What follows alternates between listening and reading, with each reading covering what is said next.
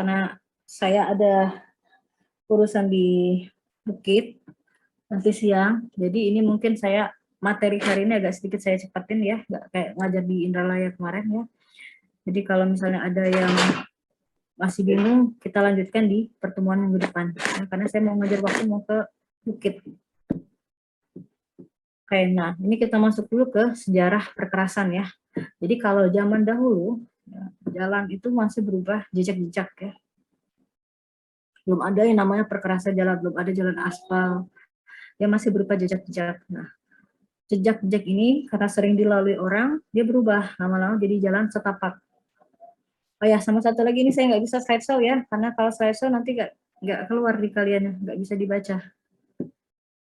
Nah, kemudian jalannya berubah jadi jalan setapak. Nah, lama-kelamaan kita menggunakan hewan sebagai alat transportasi. Ya. Jadi karena kita menggunakan alat transportasi, maka jalan-jalan yang tadi yang awalnya hanya jalan setapak ya atau berupa jejak-jejak itu mulai dibuat rata dan mulai sedikit diperkeras.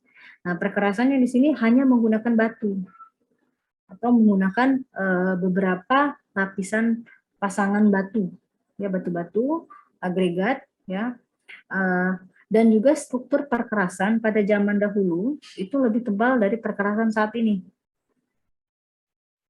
Nah, dan juga pada zaman dahulu itu belum menggunakan bahan ikat, ya, mau menggunakan aspal, mau menggunakan semen, ya belum dikenal namanya apa namanya perkerasan lentur, perkerasan kaku itu belum ada ya. Jadi bahan pengikatnya belum digunakan.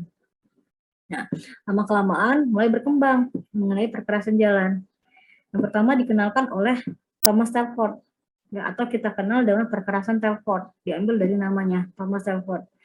Nah, di sini Telford ini dia sudah mulai menggunakan konstruksi perkerasannya itu dari batu pecah ya. Tetapi batu pecahnya disusun berdiri di atas pasir uruk yang sudah dipadatkan. Jadi di lapisan paling bawah itu diberikan pasir yang sudah dipadatkan, ya. Kemudian di atasnya diberikan batu-batu pecah yang disusun tegak atau vertikal. Nah, baru nanti di atas batu-batu yang berdiri tegak tadi diberikan batu-batu kecil. Nah, fungsinya untuk mengunci dari batu kali tadi. Nah, lalu di bagian paling atasnya baru diberikan campuran pasir aspal atau sandsit. Nah, sebagai permukaan atau lapis ausnya. Variasinya sekitar 3-10 cm. Ini kalau dari perkerasan Telford ya. Kalau kita lihat dari gambarnya seperti ini. Jadi pertama di bagian bawah ini pasir dulu yang sudah dipadatkan. Kemudian di sini ada batu-batu yang berdiri tegak tadi, ya baru di atasnya diberikan batu-batu kecil yang fungsi sebagai alat pengunci untuk batu-batu yang berdiri tegak ini. Tapi di atasnya baru dikasih lapisan aus ya menggunakan pasir super aspal tadi. Tapi kalau kita lihat dari gambar ini ya ada celah ya di antara batu-batu yang besar ini ya dan batu-batu kecil. Artinya di sini Thomas Telford belum menjelaskan belum mengenalkan masalah agregat yang bergradasi ya. Jadi kalau kita lihat gambar ini banyak celah, artinya perkerasannya kurang kokoh ya. Karena tidak ada material kecil yang mengisi di sela-sela batu-batuan besar ini. Nah, oleh karena itu selanjutnya ada lagi dikenalkan oleh John Loudon Macadam atau biasa kita kenal dengan sebutan perkerasan Macadam. Nah, jadi Macadam ini meneruskan dari yang Telford tadi ya. Jadi dia sudah menyadari kalau kekuatan dari agregat itu ya itu perlu dioptimalkan. Bagaimana cara mengoptimalkan kekuatan dari agregat tadi? Yaitu dengan menggunakan beberapa ukuran dari agregat, dari mulai yang besar sampai terkecil, atau bisa mulai dikenal atau dinamakan dengan agregat bergradasi. Nah, jadi secara teknis ya ruang di antara agregat yang besar tadi itu akan diisi oleh agregat-agregat kecil. Ya. Maka akan tercipta suatu kondisi yang dinamakan interlocking. Jadi makadam mengenalkan kondisi interlocking atau saling mengunci sehingga perkerasan tadi menjadi lebih stabil ya dibandingkan yang pertama tadi banyak celah-celahnya ya. Nah, jadi perkerasan ini sudah mulai digunakan banyak di jalan-jalan di Inggris ya, dan juga dia dilapisi dengan bahan tar. Nah, dari cara makadam inilah mulai berkembang ya campuran yang biasa kita kenal sampai sekarang ya, itu dinamakan hot mix ya, atau menggunakan campuran beraspal panas ya. Nah, sekarang apa bedanya antara perkerasan Telford sama makadam? Kalau makadam penyusunannya melintang batu pecahnya, sedangkan kalau Telford dia tegak ya atau vertikal. Sama satu lagi, kalau di makadam dia ada butiran yang kecil-kecil atau dia sudah mengenalkan agregat bergradasi. Kalau Telford belum. Ya. Nah, jadi dari tadi saya sudah menjelaskan sejarah perkerasan jalan, ada dua apa sih perkerasan Telford, perkerasan makadam. Nah, saya sekarang saya tanya dulu, apa sih yang dinamakan perkerasan jalan itu?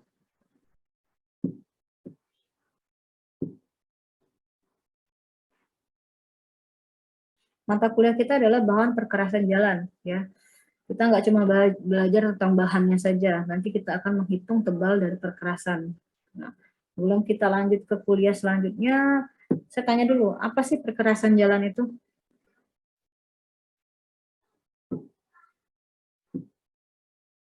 Yang bisa jawab atau yang mau menjawab itu saya kasih nilai harian ya.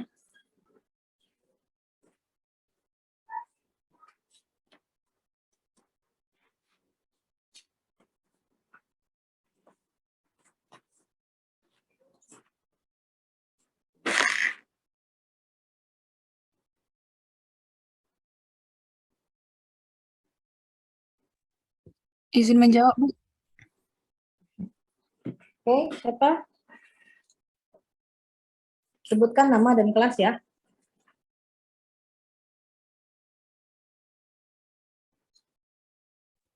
Izin menjawab, Bu. Nama Tia Desti dari kelas B Palembang. Ya. Perkerasan jalan itu tuh campuran antara agregat dengan bahan pengikatnya, yang mana untuk dipakai untuk beban lalu lintas. Ya, boleh. Tapi masih belum lengkap ya. Ada lagi yang bisa membantu Tia melengkapinya?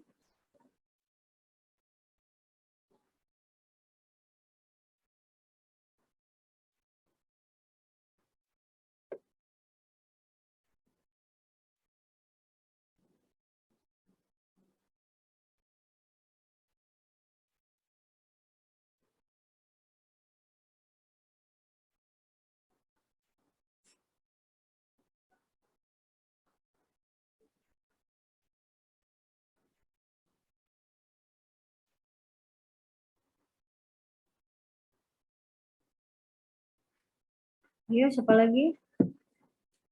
Izin jawab, Bu. Hmm. Nama saya Fitria Putri Lintangsari dari kelas A Palembang. Menurut saya, Bu, perkerasan jalan itu campuran antara agregat dan bahan pengikat yang dimana menjadi lapisan penghubung antara lapisan dasar tanah sama roda kendaraan, Bu. Jadi bisa melayani, memberikan pelayanan kepada sarana transportasi di atasnya, Bu. Seperti itu. Oke, sudah mulai sedikit lengkap. Ayo, ada lagi yang bisa menyimpulkan dari Tia sama Fitria? Izin menjawab, Bu. Iya, nama? Nama saya Satria Pawana dari kelas A Palembang, Bu. Perkerasan jalan itu adalah bagian jalan raya yang diperkeras dengan lapis konstruksi tertentu yang memiliki ketebalan, kekuatan, dan kekakuan, serta kestabilan tertentu agar mampu menyalurkan beban lalu lintas di atasnya ke tanah dasar secara aman. Perkerasan jalan itu merupakan lapisan perkerasan yang terletak di antara lapisan tanah dasar dan roda kendaraan yang berfungsi memberikan pelayanan kepada sarana transportasi. Mungkin itu jawaban dari saya, Bu. Oke, ya, udah benar semua ya. Dan jawaban Tia, Fitria, Satria ya. Jadi perkerasan jalan itu suatu konstruksi ya yang ada di jalan raya yang mana konstruksinya itu terdiri dari beberapa lapisan, ya, dan juga terdiri dari bahan pengikat, bisa kita menggunakan aspal, bisa menggunakan beton, ya, campuran dari agregat dan bahan pengikat, ya. Kemudian fungsinya apa? Fungsinya adalah untuk menerima beban dan juga menyalurkan beban yang diterima dari roda kendaraan ke bagian atau lapisan di bawahnya, ya. Seperti ini ya, dia memberikan fungsinya dan memberikan pelayanan, kemudian dia terdiri dari beberapa lapisan, ya, ada fondasi bawah, fondasi atas, dan permukaan. Fungsinya adalah menerima dan menyebarkan beban tanpa menimbulkan kerusakan selama masa pelayanan. Jadi kalau masa pelayanan itu tergantung desain kita. Misalkan kita mau mendesain untuk jalan perkerasan lentur, ya, perkerasan lentur atau fleksibel, bahan ikatnya aspal, masa layannya berapa? Bisa 5 sampai 10 tahun. Kalau mau pakai kaku boleh, pakai kaku bisa, nanti bahan ikatnya kita pakai semen, ya, kemudian umur lainnya 20, bisa sampai 20 tahun. Jadi kalau misalnya kita desainnya lentur, umur rencananya ada 5 tahun, maka diharapkan perkerasan yang kita buat tadi tidak akan menimbulkan kerusakan yang berat, ya, selama 5 tahun tadi, ya. Dan untuk perkerasan ini nanti akan setiap tahun itu akan ada pemeliharaan, ya. Jadi untuk yang kerusakan-kerusakan kecil itu masih bisa dilakukan pemeliharaan, namanya pemeliharaan rutin, ya. Nah, sekarang bagaimana sih proses penyebaran beban tadi? Tadi kan sempat tuh Fitria sama Satria menyinggung masalah beban yang diterima dari kendaraan. Nah, bagaimana proses penyebarannya? Kalau kita lihat dari gambar ini.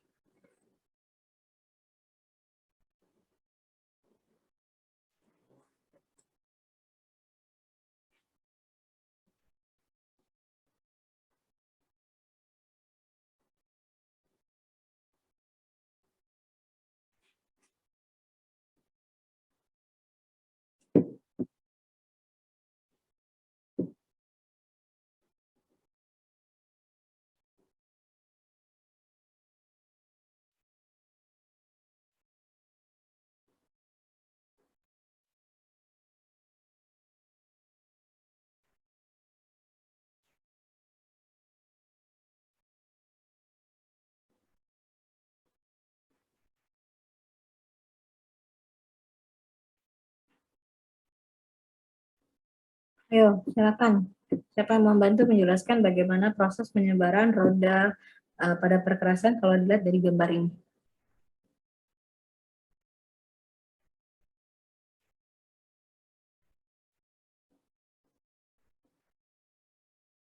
Izin menjawab, Bu.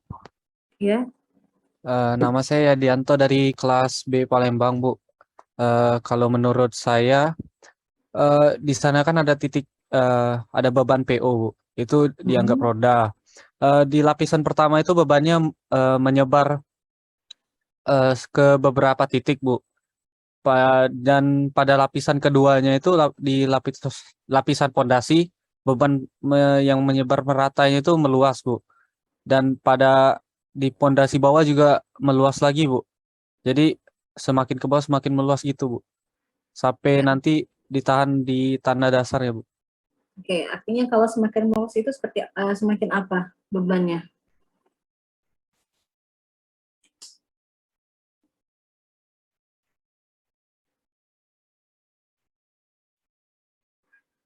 Izin menjawab, Bu. Ya. Saya Ria Agustinus Mulyawan dari kelas A Palembang. Nah, itu kalau semakin luas itu kalau kita melihat dari rumus tekanan itu kan F per A. Jadi kalau bidangnya semakin luas, nanti tekanannya akan semakin kecil. Jadi udah bener ya, Yadi sama Rio tadi ya. Rio tadi kelas apa, Rio? Rumus tekanan, Bu. Enggak, kelas apa? Oh, kelas A. Kelas A. Oke, jadi udah benar ya. Jadi di sini ada beban. Bebannya itu ada 3 nanti ya. Saya jelaskan beban apa saja yang akan diterima oleh perkerasan. Nah, beban yang pertama itu pasti akan menyentuh di lapisan permukaan atau lapisan paling atas, yaitu namanya wearing course. Ya. Nah, kemudian nanti dari wearing course dia turun ke binder ya. Jadi di lapisan permukaan ini ada 2 lapisan lagi. Nanti di slide selanjutnya saya jelaskan. Kemudian ini beban yang diterima oleh permukaan itu adalah beban terbagi merata, ya. Jadi dia diterima oleh lapisan permukaan, kemudian disebarkan oleh lapisan permukaan ke pondasi bawah, pondasi atas, ya, sama terbagi merata juga.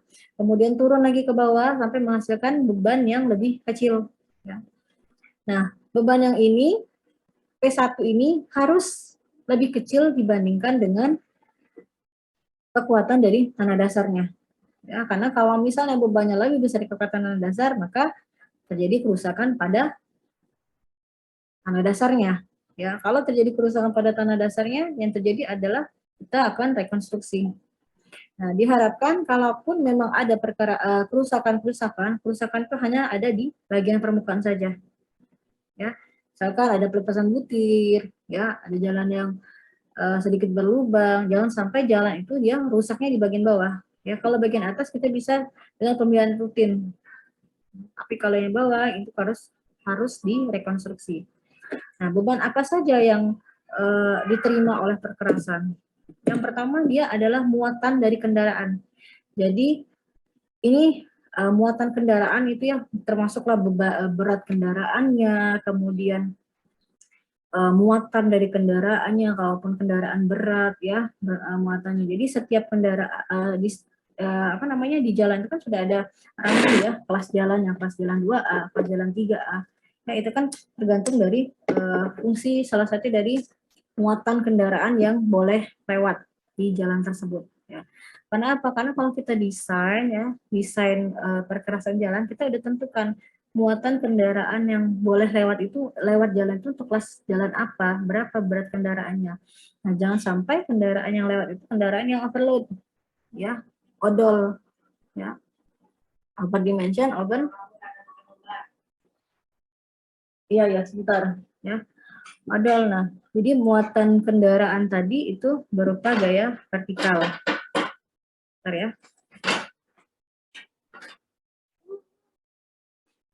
Oke.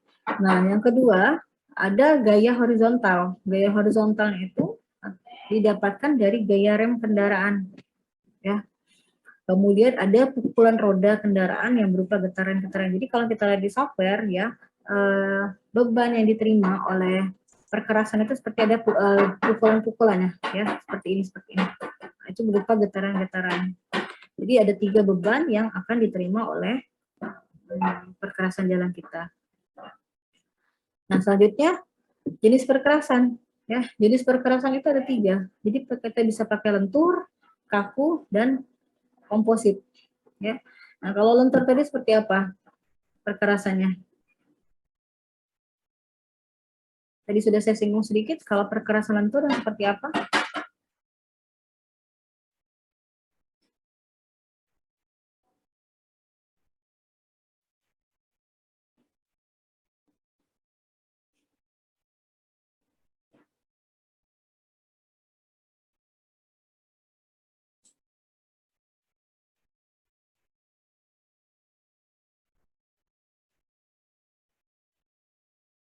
Nah, perkerasan lentur, perkerasan kaku, sama komposit ini seperti apa?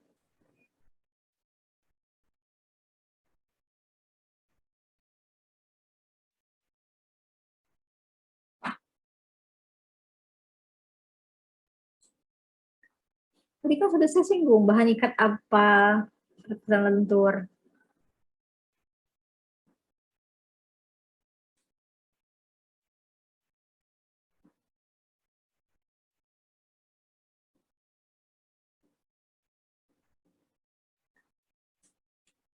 Izin menjawab. Perkenalkan, nama saya Muhammad Hilman dari kelas B Palembang. Menurut saya kalau perkerasan lentur itu di mana jalan itu di perkerasan itu terdiri dari aspal dan bahan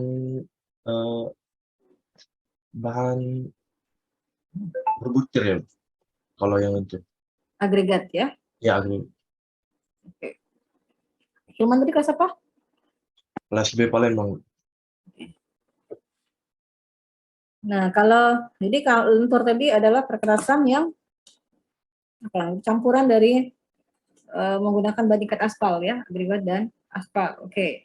Nah, nanti ada penjelasan lagi mengenai lapisannya. Kalau perkerasan lentur lapisannya ada berapa, perkerasan kaku ada berapa ya. Nah, kalau kaku yang perkerasan seperti apa? Izin menjawab, Bu. Ya.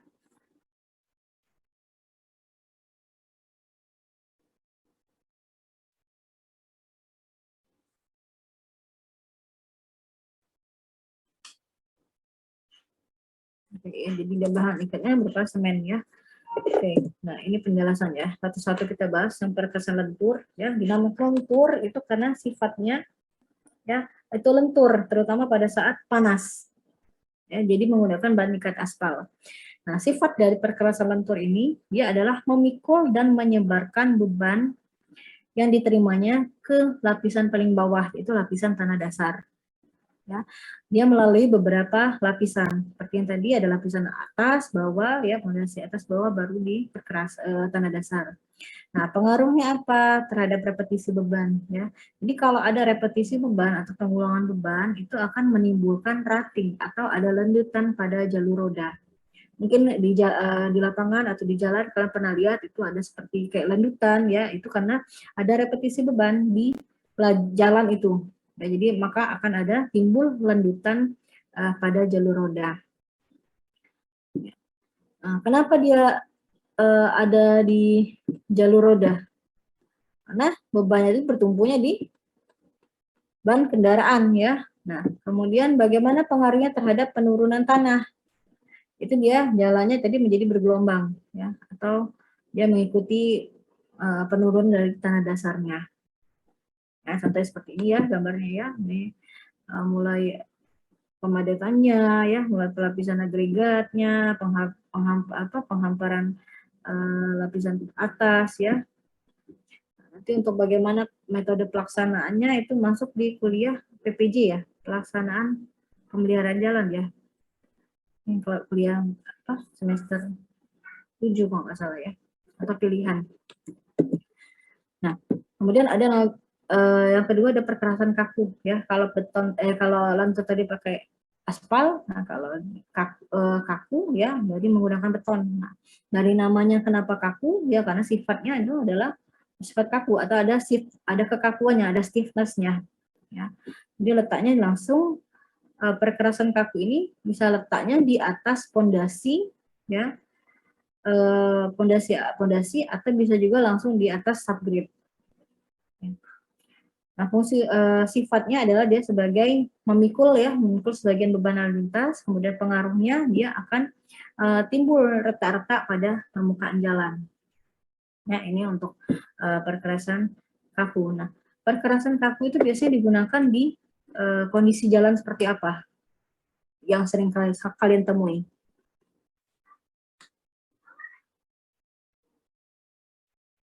Jalan lintas, Bu, Soekarno-Hatta. Oke, terus apa lagi?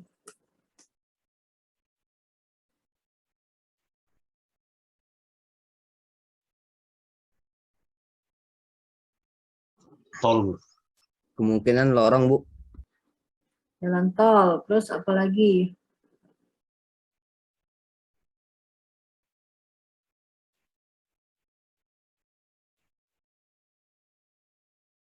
Oke, ya, jadi perkerasan kaku biasanya untuk kondisi lalu lintas yang cukup padat ya, dan bebannya itu besar ya.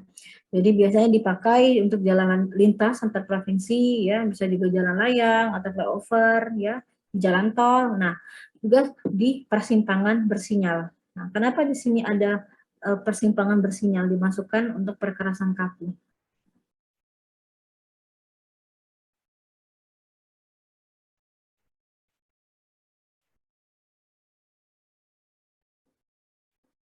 Kenapa perkerasan kaku bisa kita pakai di persimpangan jalan? Kalau jalan lintas kita tahu ya kendaraan yang lewat itu pasti kendaraan berat. Oke, flyover juga, jalan tol sama. Nah, sekarang kenapa yang masuk di sini persimpangan bersinyal? Kan cepat.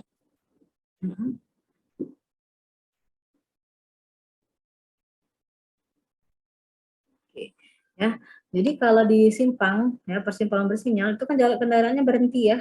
Nah, berhenti artinya bebannya yang diterima oleh perkerasan jalan itu akan semakin lama. Jadi pembebanan perkerasan itu dipengaruhi oleh beban, ya pertama dari beban, kemudian dari waktu, ya waktu pembebanan. Jadi berapa lama perkerasan jalan tadi diberikan beban, kemudian dari frekuensinya, ya. Jadi ada apa tadi bebannya, kemudian waktu dan frekuensi. Makanya di persimpangan jalan itu bisa kita gunakan perkerasan kaku karena waktunya ya di simpang itu lebih lama dibandingkan kalau bukan di simpang jalan ya. Nah, jadi kalau kita lihat dari gambar ini ya dia ada perkerasan fleksibel ya, ada tanah dasar, fondasi bawah, fondasi atas dan aspal. Nah, kalau rigid ya dia pakai tanah dasar, fondasi bawah dan perkerasan beton. Dia boleh juga pakai perkerasan lapisan fondasi atas ya, tergantung dari kebutuhan bebannya tadi. Nah, kemudian kalau dilihat dari gambar 2 ini ya, ini ada perkerasan kaku ya. Penyebarannya, distribusinya relatif luas pada daerah subgrid. Nah, ini subgridnya. Karena perkerasan kaku tadi mempunyai kekakuan atau stiffness yang tinggi, ya, sehingga beton tadi sebagai bagian utama yang akan menanggung beban struktural. Sedangkan kalau fleksibel dia kurang kaku, jadi penyebarannya tidak sebaik di perkerasan kaku tadi. Maka di perkerasan fleksibel itu membutuhkan ketebalan yang lebih besar. Ya. Nah, saya udah bahas tadi perkerasan kaku lentur. Kemudian adalah perkerasan komposit ya. Perkerasan komposit itu adalah campuran ya, kombinasi, bukan campuran, kombinasi dari kaku dan lentur. Kita bisa beda pakainya lentur dulu, paling atas lentur, di bawahnya kaku, atau kebalikannya, di bagian atas kaku, di bawahnya lentur ya. Tapi ini sudah jarang digunakan di Indonesia ya, karena pertama masalah iklim dan juga masalah biaya konstruksinya yang mahal. Ya, jadi kalau kita lihat di gambar ini adalah lapis permukaan ya, lapis beton ya, pondasi ya, baru lapisan tanah dasar. Nah, dari tadi saya sudah jelaskan lentur, kaku ya. Sekarang saya tanya, apa bedanya perkerasan kaku dengan perkerasan lentur?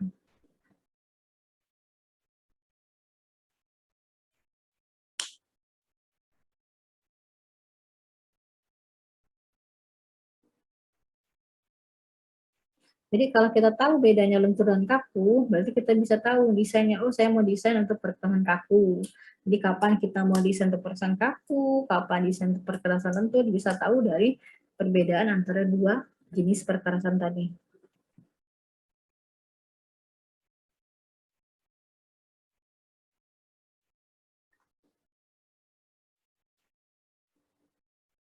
Ya,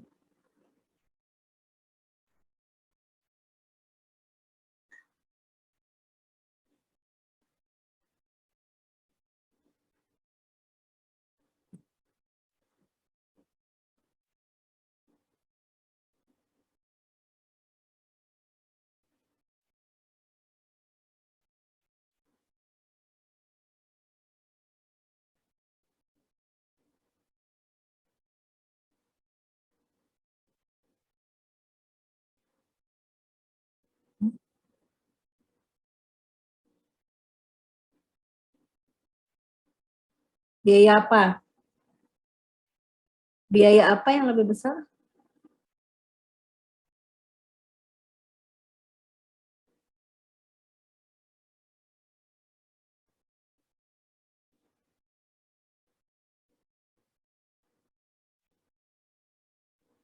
Oke. Ada lagi? Dua ya, jadi mention tadi ya, dari volume lalu lintas ya, atau bebannya, dan juga dari segi biaya ya. Oke, ada lagi?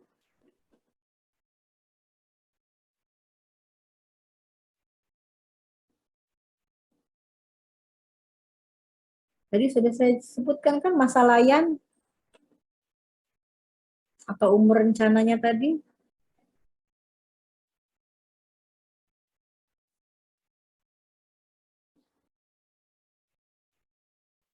Yo, ada yang masih ingat nggak tadi saya jelaskan? lentur, kita pakai aspal, kemudian umur rencananya berapa, kaku pakai apa, umur rencananya berapa, ya kan sudah sempat saya jelaskan.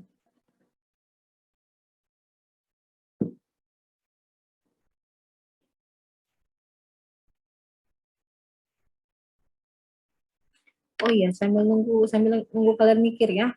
Di kelas ini atau cuma ada di Indralaya yang dari kampus Merdeka?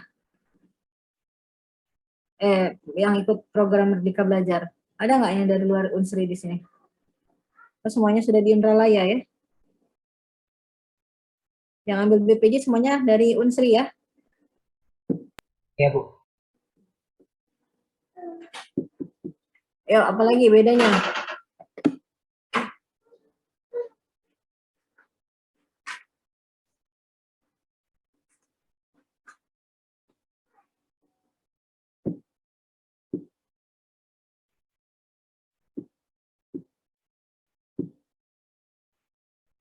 Oke, saya sebutkan lagi. Kalau dari bahan ikat, bedanya apa? Bahan Izin pengikatnya. menjawab, Bu. Oke.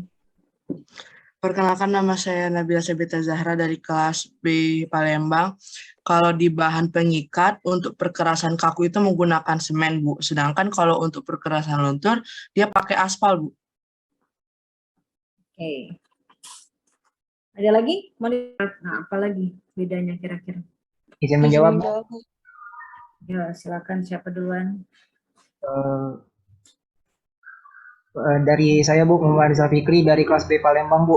Mungkin kalau dari perkerasan kaku mungkin itu kalau udah bebannya udah melewati maksimum, Bu, mungkin itu akan menyebabkan keretakan, Bu. Nah, tapi kalau untuk perkerasan lentur itu, Bu, mungkin dia bisa membuat jalannya menjadi lebih ada lanjutan atau mungkin berlubang mungkin, Bu. Seperti itu, Bu. Terima kasih, Bu. Ya, jadi tidak ada kerusakan atau repetisi beban ya, Rizal tadi ya. Oke, lanjut. Siapa lagi? Izin menjawab, Bu. Kalau yang kaku itu umurnya itu biasanya bisa nyampe 15 sampai 40 tahun. Sedangkan kalau untuk lentur itu umumnya umurnya itu kisaran 5 sampai 10 tahun. Sedangkan kalau untuk yang lentur itu 5 sampai 10 tahun itu kerusakannya itu tidak merambat ke konstruksi lainnya. Kecuali kalau misalnya dia itu terkena air atau terendam air itu. Sedangkan kalau yang untuk kaku itu 15 sampai 40 tahun itu jika kalau misalnya terjadi kerusakan, maka kerusakan itu bisa ngeluas ke lainnya. Oke. Jadi kerusakan juga ya, diskipia ya. Sama dari umur rencananya atau masa layannya. Oke, ada lagi? Izin jawab. Ya. Dari segi penyebaran bebannya, Bu. Kalau jalan yang perkerasan kaku itu kan dari beton, Bu. Jadi dia penyebaran bebannya itu lebih baik dari yang lentur yang dari aspal, Bu. Oke. Bentar ya, ada iklan dulu bentar.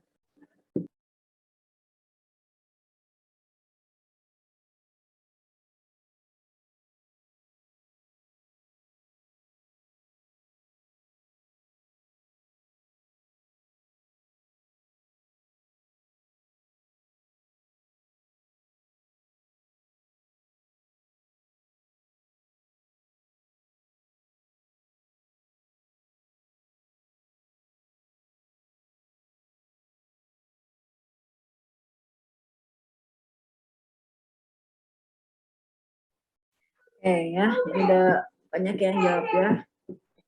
Ini sudah saya rekap. Ya, ada beberapa pencampuran, penghamparan, dan pemadatannya. Nanti di kuliah aspal ya, materi mengenai aspal itu akan saya jelaskan sedikit ya mengenai perhitungan suhu pada lapisan ini. Oke, jadi ini ada beberapa jenis lapisan permukaan yang biasa kita gunakan di Indonesia. Ya, yang paling banyak kita gunakan yang nomor 3 nih, Aston ya. Oke, nah selanjutnya kita masuk ke lapis pondasi atas. Oke, yang untuk yang jenis perkerasan dari lapisan permukaan tadi ada yang mau ditanyakan dulu nggak? Kita lanjut dulu.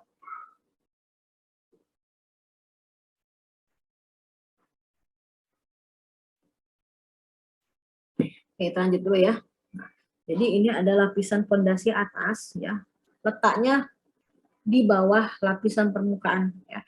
Ini saya dari tadi sudah sering kan pengulangan ya. Jenis lapisnya ada 4, posisinya di mana. Nanti pada saat ujian jangan salah lagi.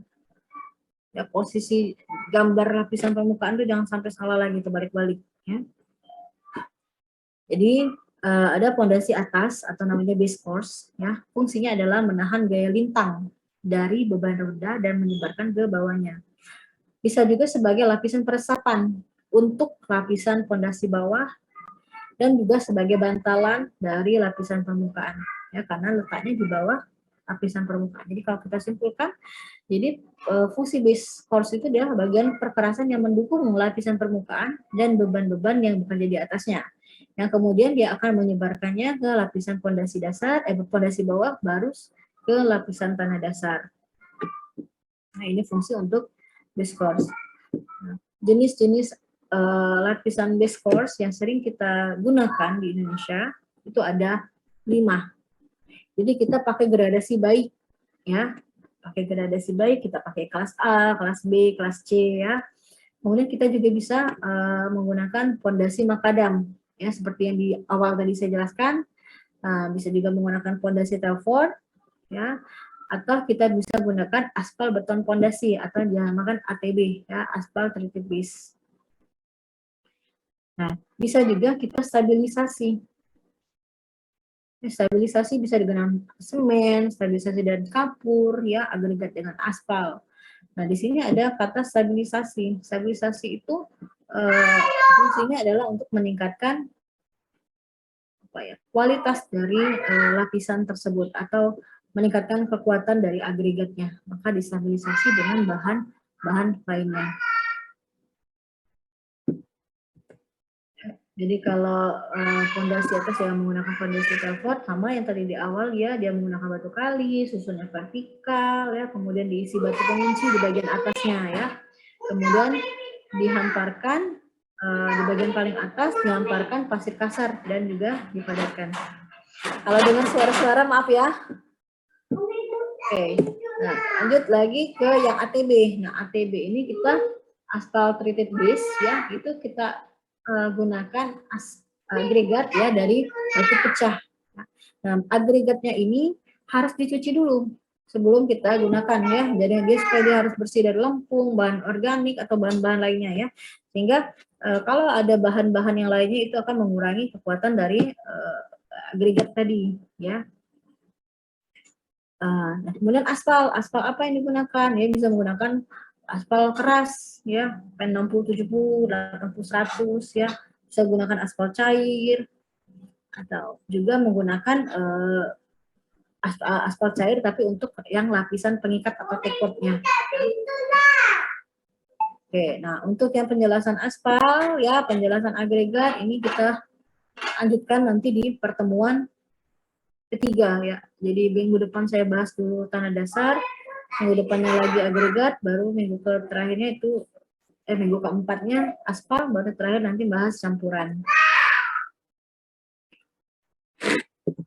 Oke, nah kemudian stabilisasi tadi ya, fungsinya adalah menaikkan unsur sifat dari material atau meningkatkan kekuatan dari agregatnya ya. Jadi dia akan mendudukan permukaannya akan berkurang ya. Dia ada ketahanan terhadap erosi ya. Kemudian stabilitasnya ya, modulus elastisitasnya dia menjadi lebih baik ya, atau menjadi naik modulus elastisitasnya. Kemudian yang semen treated base ya, kita boleh menggunakan semen ya dengan kadar 2%, 4%, 6%, dan 8%. Nah, untuk yang pondasi bawah ya sama ya, untuk jenis permukaannya jenis lapis permukaannya ya, dia pakai fondasi pakai gradasi ABC ya, kemudian dia pakai stabilisasi juga ya, ada yang agregat semen, agregat kapur ya, tanah dengan semen, tanah dengan kapur. Fungsinya stabilisasi tadi fungsinya sama ya, untuk menaikkan unsur sifat dari material agregatnya.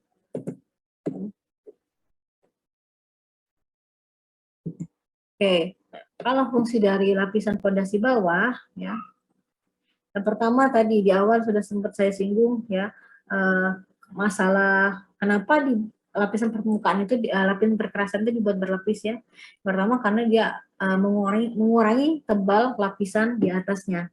Jadi kalau kita sudah pakai subbase ya, maka lapisan di atasnya bisa kita kurangi tebalnya, sehingga kalau lebih tebal kan biaya ya, dari segi biaya jadi lebih mahal ya. Kemudian juga sebagai lapisan peresapan, nah, dan sebagai lapisan untuk mencegah agar partikel halus tadi ya, ada partikel-partikel halus kan di bagian tanah dasar ya, itu tidak naik ke lapisan fondasi atas. Maka kadang-kadang ya di antara lapisan fondasi bawah dengan tanah dasar itu ada suatu geotekstil ya, untuk yang seperti melapisi kain untuk melapisi tanah dasar, supaya apa, butiran tadi atau air ya, butiran atau air itu nggak naik ke bagian atas, karena kalau ada partikel-partikel halus naik ke ke lapisan fondasi atas ya, akan mengurangi kekuatan dari fondasinya tadi.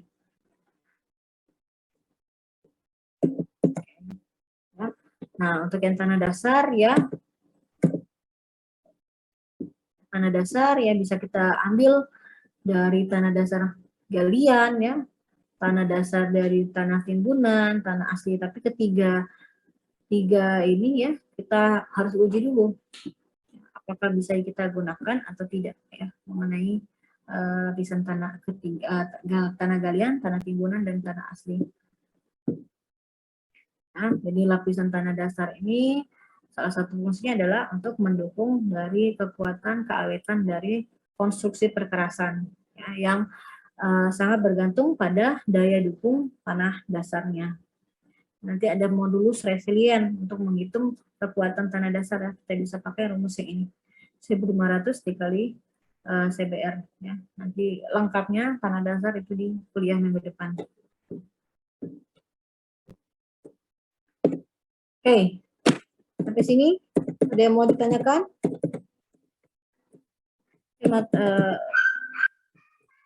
Agak cepat kali ya saya menjelaskannya ya tadi ya. Oke, ada yang mau ditanyakan? Ya.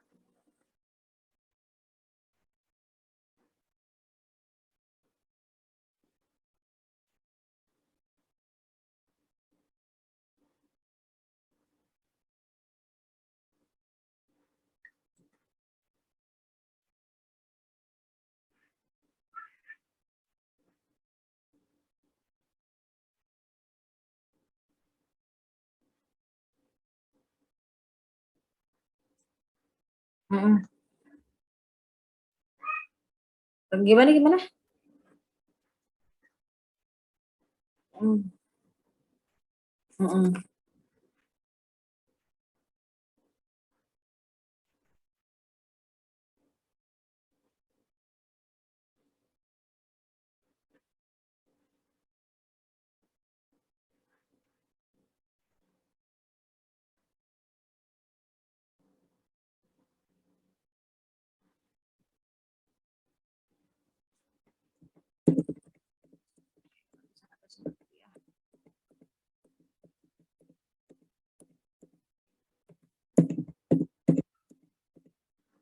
Oke, yang ini ya, lapisan kedap air. Oke, jadi lapisan permukaan itu kan fungsinya sebagai lapisan kedap air ya, dia harus dibuat kedap air. Oke, tadi ada inovasi baru, apa tadi, geopori, fungsinya untuk supaya menyerap air. Oke, jadi pertanyaannya apa?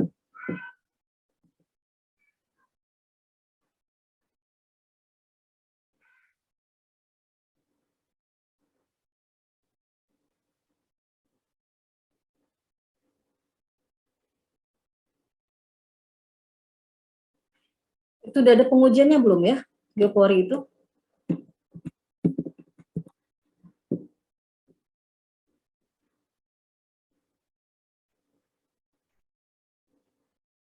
Oke, nanti coba saya ini dulu ya untuk geopori ya.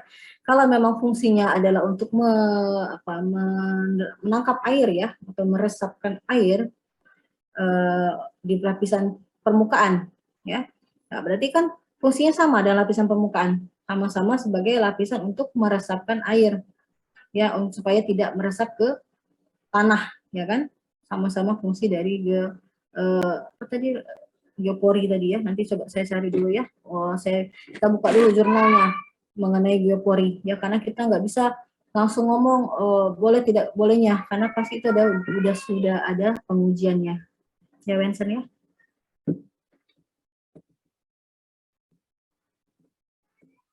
Oke, ada lagi yang mau ditanyakan?